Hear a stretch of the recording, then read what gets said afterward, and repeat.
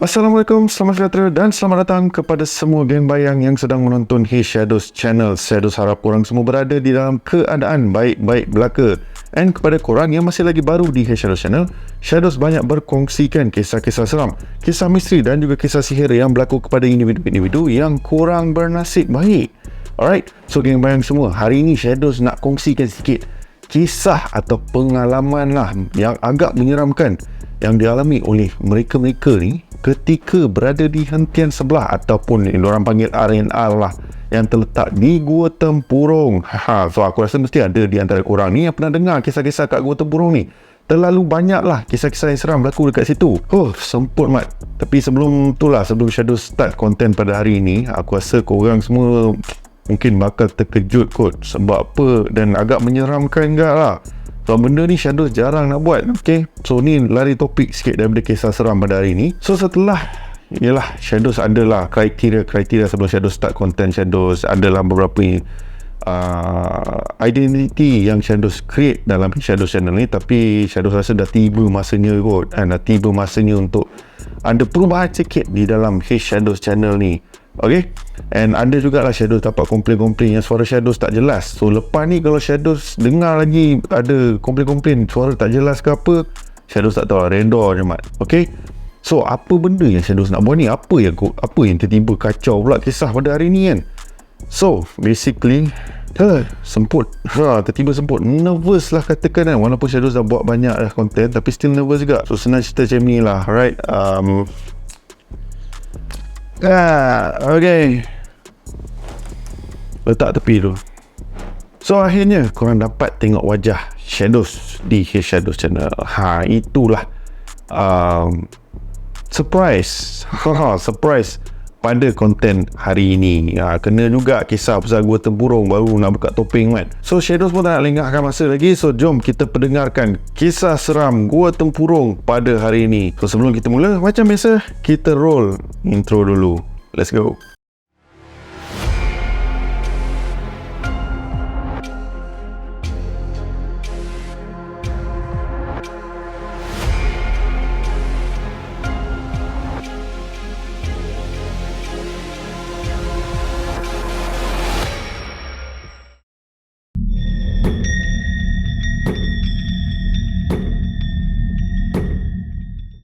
So siapa je yang tak tahu highway yang kerap digunakan oleh pemandu, especially Lebuh Raya Utara Selatan, yang mempercepatkan perjalanan dari satu destinasi ke satu destinasi.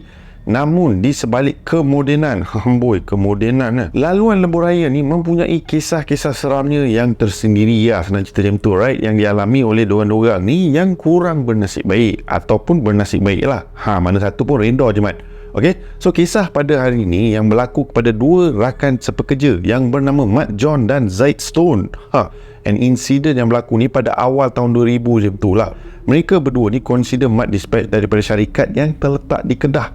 So kisah kita bermula pada satu hari ini di mana Mat John dan juga Zaid Stone kena buat satu trip dari Kedah ke Seremban dan pulang keesokannya. Dan selalunya kalau ada delivery macam ni, diorang akan bertolak waktu malam dan akan sampai ke destinasi sorting yang kat Seremban time awal-awal untuk tim lagi satu yang ada kat Seremban tu untuk hantarlah barang-barang, tak kisahlah parcel ke apa benda semua tu lah. So John bagi tahu Zaid, berdasarkan pada schedule dorang ni, dorang kena bertolak dalam pukul 11 malam macam tu. And since perjalanan dorang mengambil masa dalam 6 jam untuk sampai ke Seremban, dari Alustar ke Seremban, so dorang berdua ni pun bersiaplah apa benda semua, makanlah apalah dan memulakan perjalanan dorang ke Seremban. So sambil memandu lori delivery di dalam keheningan malam sambil tingkap turunlah angin sepoi-sepoi semua bagai. Sebab yelah malam macam ni kalau buka tingkap memang syok lah cerita dia kan, sejuk je angin. So Mat John dan Zaid Stone bersimbang lah sepanjang perjalanan dorang, kira macam memecah kesunyian malam untuk elak mengantuk lah. Tapi dorang pun saling mengingati yang sekiranya salah seorang letih ke, tak larat ke apa ke, bagi tahulah at least boleh lah exchange driver. Sebab perjalanan jauh mat, and then especially malam pula. So macam-macam benda boleh jadi kan, tertidur ke, micro sleep ke. Nampak dah tak pakai topeng, tergagap aku cerita dia. Right. So dalam pukul 1 pagi macam tu, time ni dorang dekat area menora lah, tanah menora tu. So John dah tahu dah yang si Zaid ni dah berdengkur dah. Dia ni sembang je lebih. End up member yang dah tidur lah. Sebab tu lah nama gelaran dia Zaid Stone. Memang dahsyat lah nama gelaran orang ni. So tinggal lah Mak John ni yang layan jalan seorang-seorang. Tapi seelok sahaja dia lepas hentian sebelah simpang Pulai, member pula sakit perut kau-kau pula time tu. Nak berhenti tempat rehat, dah lepas cerita dia. So yang paling dekat yang dia boleh masuk dekat area hentian sebelah dekat Gua Tempurung. So Mak John tahan sampai kulit tangan pun dah jadi macam kulit ayam lah. Berpeluh-peluh Mak John ni dibuatnya. So Zaid yang tengah lena tidur tiba-tiba dikejutkan dengan break yang begitu mengejutkan. So Zaid pun tanyalah Mak John, "Weh, kita kat mana ni? Hang kalut sangat pasal apa ni?"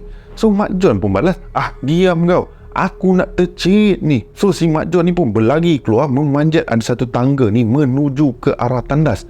So Zaid yang pada ketika itu terkebil-kebil mata, otak masih cuba nak register apa sebenarnya yang dah berlaku.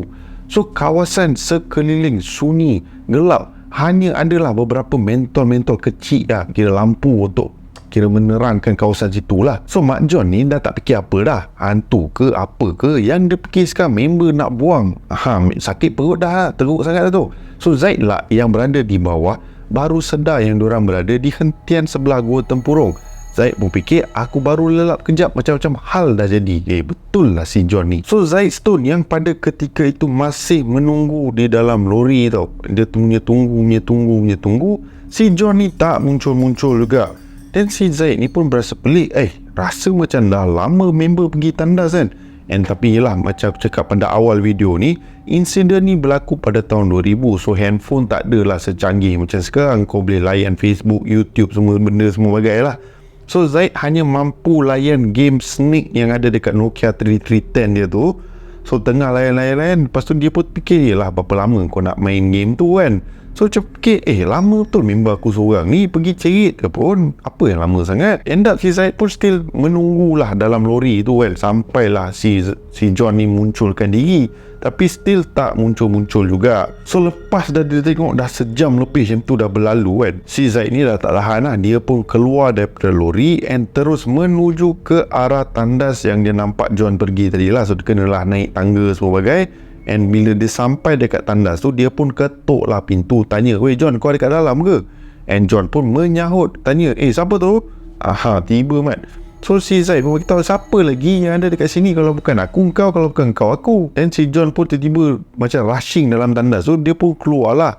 And time tu dia bagi tahu kat Zaid, Zaid, jom kita belah dari sini kan." Dan Zaid pun tanyalah, apa kes, apa dah jadi kan, apa hal kau lama sangat, kau buang emas ke apa kan. Dan si John ni pun cakap, "Tak apa, aku tak boleh nak cerita sekarang, nanti kita on the way, nanti aku ceritakan kau apa jadi."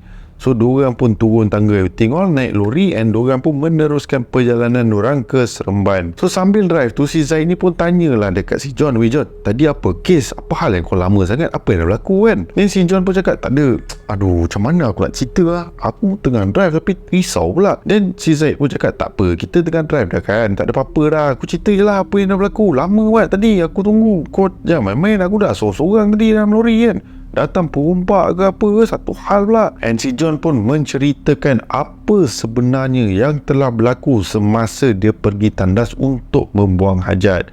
So on the way naik tu, bila dia sampai dekat tandas tu, dia pun macam biasalah, dia masuk tandas everything all and nak get ready untuk buang hajat.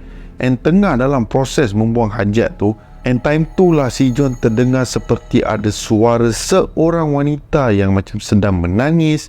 Lepas tu kejap-kejap tergelak-gelak, mengilai-ngilai, and then menangis balik. So si John pun fikir, takkan Zaid nak prank aku macam ni kot. And then masalah dia sekarang ni, suara tu memang suara perempuan. Sepanjang si John kenal si Zaid kalau dia nak buat kacau macam tu, prank ke apa, dia tak boleh nak buat suara wanita ataupun suara perempuan yang sampai ke level tu tau. Sampai realistik lah senang cerita macam tu tau. So si John pun dah nak risau dah, siapa pula yang menemani aku sambil aku buang hajat ni kan. Member sambil tengah sakit perut semua tu dah tengah kena kacau pula dengan makhluk-makhluk yang ada dekat area situ. So selepas dah selesai semua benda tu, si John pun fikir untuk keluar terus lah. Tak adalah dia ambil masa dalam sejam macam tu, kurang sebenarnya, kurang daripada sejam pun. So elok dia nak keluar, tiba-tiba dia batal hajat dia tau. Dia decide untuk stay di dalam tandas tu tau. Sebab apa? Bila dia nak keluar, time tu dia terdengar seperti ada cakaran di pintu tandas yang sedang John berada kat dalam tu tau. And John pun dah fikir, siapa pula lah yang cakar pintu tandas ni? Tadi dah dengar orang menangis, tadi dah dengar orang mengilai, sekarang dengar orang cakar pintu tandas pula. So si John dah panik, and si John boleh pula dia tertinggal handphone dia dalam lori. So dia tak boleh lah nak contact si Zaid untuk naik ke apa. So end up si John ni tunggu dalam tandas tu dekat sejam lebih. Kau bayangkan kalau si Zaid tak naik tadi untuk cari si John, mau lambat diorang sampai ke Seremban kan. So end up si John tunggu, berharap sangatlah yang si Zaid ni datang cari dia. And seelok sahaja lepas punya lama tunggu dalam tandas, time tu lah yang dia terdengar suara si Zaid memanggil dia. Tapi disebabkan ketakutan yang dialami oleh si John nak pastikan yang berada di luar tandas tu adalah Zaid. Sebab itulah yang dia tanya siapa yang dekat luar, walaupun dia dah tahu Zaid yang sebenarnya yang menjerit nama dia. So lepas tu barulah dia beranikan diri buka pintu and then keluar bersama dengan si Zaid. And Zaid lepas dengar cerita tu, Zaid macam pelik lah, sebab sepanjang dia ada dekat dalam lori tu tak ada pula dia dengar suara pelik ke ataupun terkena apa-apa gangguan yang menyeramkan bagi si Zaid ni. Tapi John lah yang terkena gangguan-gangguan tu. So sambil si John menceritakan pengalaman ni, so macam-macam benda lah yang diorang cerita kan. Katanya ialah gua tempurung ni ada banyak lah kisah-kisah yang menyeramkan. Ada beberapa insiden-insiden, especially orang kata apa, jalan terbiar tu kan, yang jalan yang dulunya merupakan highway yang lama, tapi disebabkan atas tanah runtuh pada tahun 1996 tak silap aku. So jalan tu dah ditutup, dan sebab tu sekarang ni jalan yang kita lalu dekat area Gua Tempurung tu, yang nak masuk Gua Tempurung tu, tu merupakan jalan yang baru. So dia kata dekat jalan tu adalah bermacam-macam gangguan lah, ada dikatakan kampung bunian lah apa semua. So tengah diorang shot sampai akhirnya diorang pun sampailah di Seremban. Bila sampai di Seremban, si John ni adalah salah seorang kira macam pakcik dia yang bekerja dekat situ. So dia pun ceritalah dekat pakcik dia, sebab diorang ni consider dah lambat sejam lebih yang tu lah kan. So pakcik dia tanya apa kes dah lambat semua benda tu. So si John pun menceritakan kisah ataupun pengalaman yang terjadi dekat diri dia, dekat pakcik dia. So pakcik dia pun kira macam bagi tahu lah, Gua Tempurung dekat tempat mana diorang berhenti sebenarnya bermacam-macam kejadian yang pernah berlaku, especially dekat lori-lori driver yang berhenti dekat situ tengah-tengah malam. Ada cerita yang mengisahkan ada satu insiden di mana salah satu lori driver ni dia terlalu penat tau. So dia dia berhenti dekat Gua Tempurung untuk tidur dan rehat lah. So tengah tidur tu, tiba-tiba cermin tingkap lori dia diketuk oleh sesuatu tau. And paling epic, nampak tangan tu ketuk benda tu. And mengikut kisah pemandu lori tu, dia agak pelik sikit tau. Sebab apa? Time dia terkena gangguan tu, yang ada orang ketuk tingkap lori dia, dia rasa pelik sebab apa? Dia nampak kelibat tu berdiri di sebelah pintu driver lori tu. Dia kira nampak macam memang agak tinggi lah, kepalanya dah melebihi lori tu tau. So sememangnya tu bukan manusia lah, sebab tinggi manusia pun tak lepas tinggi lori tu. And time pemandu lori ni nampak benda tu, terus dia bangun. Dia tak pandang lah dekat cermin tingkap tu, sebab apa yang dia nampak dia pun tak pasti. Tapi apa yang dia tahu, dia nampak ada satu makhluk yang berdiri dekat situ tu. Member terus start lori and terus belah daripada kawasan tu. So memang ada beberapa insiden yang berlaku kepada mereka-mereka yang berhenti dekat situ, especially pada waktu tengah-tengah malam macam tu tau. So itulah pengalaman yang si John alami ketika berhenti di hentian sebelah Gua Tempurung.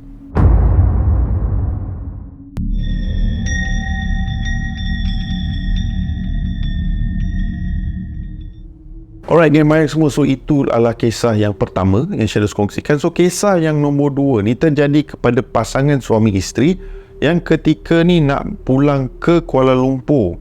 Alright, and diorang ni baru lepas menghadiri kenduri kahwin rakan diorang yang terletak di Ipoh.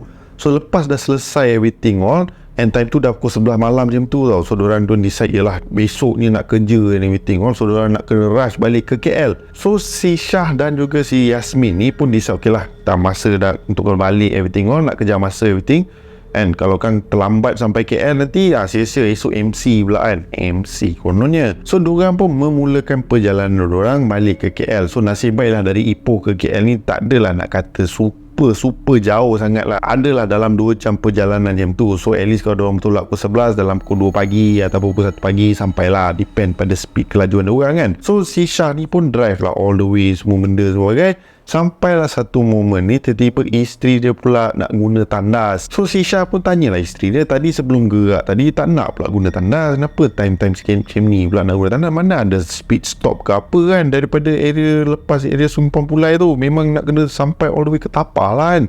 Aku rasa lah Tapah kot, kalau bukan Tapah ada kot sebelum-sebelum tu. So isteri cakap kan dekat Gua Tempurung tu ada satu spot untuk pergi tandas semua benda. Dan suami dia pun cakap, si Syah ni cakap, takkan nak berhenti kat situ tengah-tengah malam, siapa je ada. So si Yasmin pun beritahu dan dia tak tahan dan dia memang nak guna tandas pada ketika itu. Time dia left rumah, time dia tinggalkan rumah member dia, tak ada pula dia ada niat nak guna tandas. So end up lepas berbeta, si Syah ni pun dah penat nak layan. Dia pun decide okay lah fine, kita berhenti kat Gua Tempurung punya pit stop tu, gunalah tandas tu.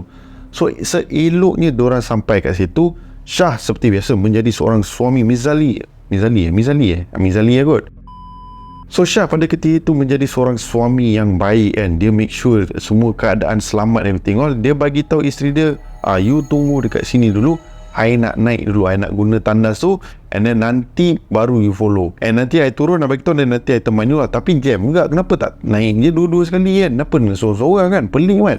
Tapi tak apalah, itulah apa yang berlaku kat diorang. Sebab kadang-kadang yelah kita tak sedar kita buat benda-benda macam ni kan, benda-benda pelik. So si Syah pun naik ke tandas everything. Lepas berapa minit tu Syah pun turun dari tangga and then panggil lah isteri dia. So isteri dia pun okey lah fine, naik ke atas. And time tu lah Syah teman ke. Kalau tadi awal-awal time diorang naik dua-dua sekali kan senang cerita, tak payah nak buang masa turun naik. Ingat apa, exercise tengah-tengah malam ni. So end up okay lah fine, Syah pun teman si isteri dia untuk guna tandas and everything all. Lepas dah selesai everything all, and diorang pun decide untuk masuk kereta and then nak caw lah. And sebelum diorang nak caw, time tu jugalah isteri dia nak cari barang dekat tempat duduk belakang tu semua benda lah. So si Syah ni dah masuk dalam kereta everything all, and si isteri dia pergi kat seat belakang semua. Tak sure lah time tu isteri dia nak cari apa, barang makeup ke apa benda lah, tapi dia nak mencari sesuatu lah.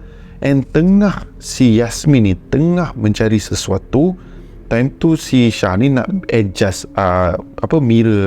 review mirror belakang tu kan. Tengah dia adjust everything all, si Syah ni ternampak seperti ada lembaga hitam ataupun makhluk ataupun kelibat hitam yang sedang duduk bersila dekat satu pondok directly belakang kereta dia tau.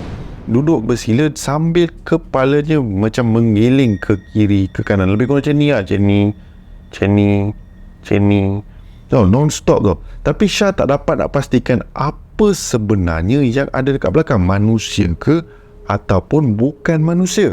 So si Syah pun bagi tahu lah, you cepat sikit boleh tak, jom kita nak caw dari sini. Dan isteri dia cakap, sabar boleh tak, nak cari barang penting lah. Tapi si Syah ni pandangan mata dia tak lari daripada cermin tu tau. Dia duk pandang makhluk yang berada dekat belakang tu, yang non-stop perhatikan kelakuan mereka berdua ni tau. Dan si Syah ni dah rasa gerun semacam lah. And disebabkan ketakutan, si Syah ni pun menjerit dekat isteri dia tau, dengan suara yang tinggi lah, suara jantan lah senang cerita yang tu kan. Seeloknya Syah menjerit, terus isteri dia dalam keadaan tergamam. Tak pernah pula dia dengar suami dia menjerit macam tu. Si Yasmin ni terus tutup pintu belakang and terus masuk ke depan and suruh, okey lah, jom lah, bergerak lah cerita dia. So si Syah ni terus reverse kereta dia dalam keadaan tergesa-gesa untuk keluar daripada hentian Gua Tempurung tu. And seeloknya dalam beberapa kilometer macam tu, dan si Yasmin tanya dekat Syah, kenapa tiba-tiba jerit dekat I?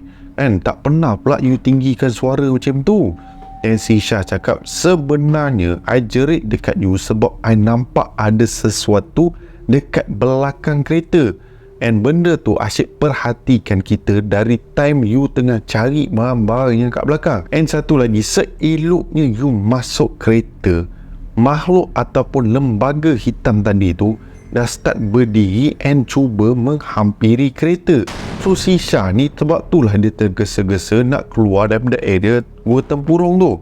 Sebab dia dah nampak seolah-olah kelibat tu dah macam nak masuk kereta ke ataupun nak kejar kereta dia macam tu tau. So si Yasmin ni seeloknya dia dengar benda tu, meremang bulu roma dia macam bulu roma aku sekarang. Kau nampak? Aku tak syuk kau nampak ke tak, aku sendiri meremang lah. Redor. Aku dah lama bila bab cerita-cerita seram ni kan, especially dekat highway. Sebab aku boleh terbayang, sebab aku daripada yelah, korang semua tahu kan, aku asal daripada Taiping kan. So obviously area laluan tu memang aku pernah lalu, tapi aku tak pernah stop dekat Gua Tempurung. Tapi for some reason aku boleh terbayangkan situasi kat situ pada waktu malam tau. Tempat tu memang gelap tau. Even kau lalu dekat situ memang gelap semacam tau. So selepas insiden tu barulah si Yasmin faham dengan situasi tu. And si Zaid begitulah, katalah lepas ni nak travel bermana sekalipun, tolonglah guna tandas dulu kan. Janganlah last minute nak suruh berhenti ke arena ke apa. Kalau arena macam tapah ke apa, tak apa juga kan. Tapi kalau diorang berhenti dekat arena yang Shadows pernah cerita tu, arena hantu semua benda tu, mau lain cerita kan. Itu adalah kisah seram untuk hari yang lain. Alright. So itu adalah dua kisah ataupun dua pengalaman yang dialami oleh mereka-mereka ni ketika berhenti di hentian Gua Tempurung.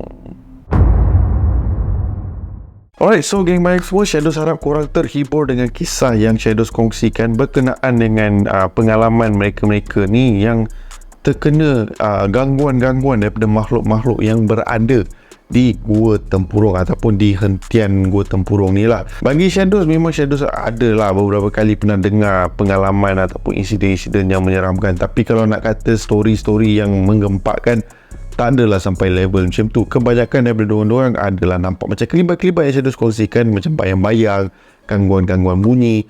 Tapi yalah, tempat tu memang hutan tebal kan, so tak surprise lah memang ada kelibat-kelibat ataupun makhluk-makhluk yang ada dekat area situ.